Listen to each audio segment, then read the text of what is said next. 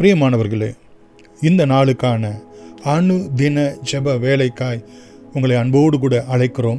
இந்த நாளினுடைய ஜெபத்திற்கு ஆதாரமாக சங்கீதங்களின் புத்தகம் 145 அதிகாரம் 10 முதல் 13 வரைக்குள்ள வசனத்தின் அடிப்படையிலே நாம் ஜெபித்து கர்த்தரை மகிமைப்படுத்துவோமாக.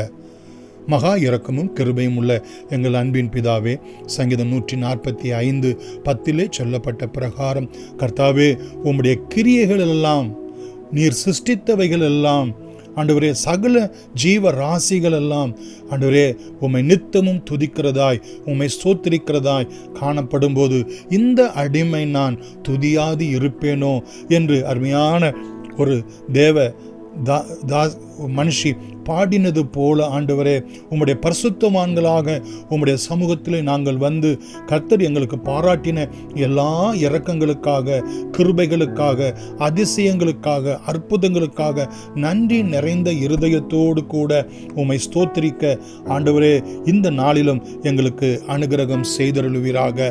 மாத்திரமல்ல, 11வது வசனத்திலே மனுபுத்திரருக்கு உமது வல்லமையுள்ள செய்கைகளையும் உமது ராஜ்யத்தின் சிறந்த மகிமை பிரதாபத்தையும் தெரிவிக்கும்படி ஆண்டவரே எங்களுக்கு நீர் அனுகிரகம் செய்தருளும்.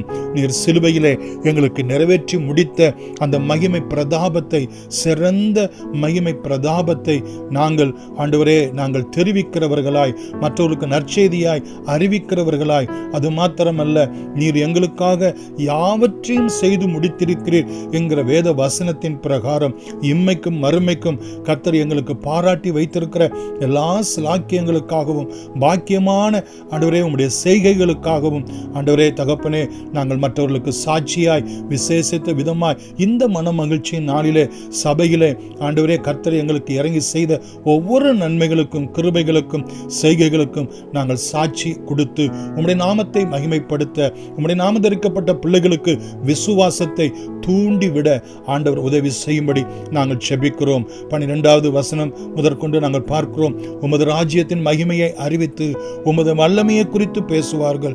உம்முடைய ராஜ்யம் சதா காலங்களிலும் உள்ள ராஜ்யம், உம்முடைய ஆளுகை தலைமுறை தலைமுறையாக உள்ளது என்கிற வேத வசனத்தின் பிரகாரம் ஒரு சந்ததி கர்த்தரை சேவிக்கும், அது ஆண்டவருடைய சந்ததி என்னப்படும் என்ற வார்த்தையின்படியும் இந்த தேவன் என்றென்றைக்கும் உள்ள சதா காலங்களிலும் நம்முடைய தேவன் என்று சொல்லப்பட்ட இவர் மரண பரியந்தம் எங்களை நடத்துவார் என்றும், கர்த்தரையே தன் தெய்வமாய் கொண்டிருக்கிற ஜனம் பாக்கியம் உள்ளது என்றும், இவ்விதமான சீரை பெற்று ஜனம் பாக்கியம் உள்ளது என்கிற வேத வசனத்தின் பிரகாரம் ஆண்டவரே உம்முடைய ஆளுகையிலே, உம்முடைய ராஜ்யத்திலே கர்த்தர் எல்லாவற்றையும் எங்களுக்காக பார்த்து கொள்ளுகிற தேவனாய் இருக்கிறீர். ஆண்டவரே, உம்முடைய ஆளுகை எங்கள் குடும்பங்களிலே, எங்களுடைய பிள்ளைகளிலே தலைமுறை தலைமுறைக்கும் ஆண்டவரே உம்முடைய வருகை பரியந்தம் விளங்கும்படியாய் இயேசுவின் நாமத்தில் நன்றியோடு கூட வேண்டுகிறோம்.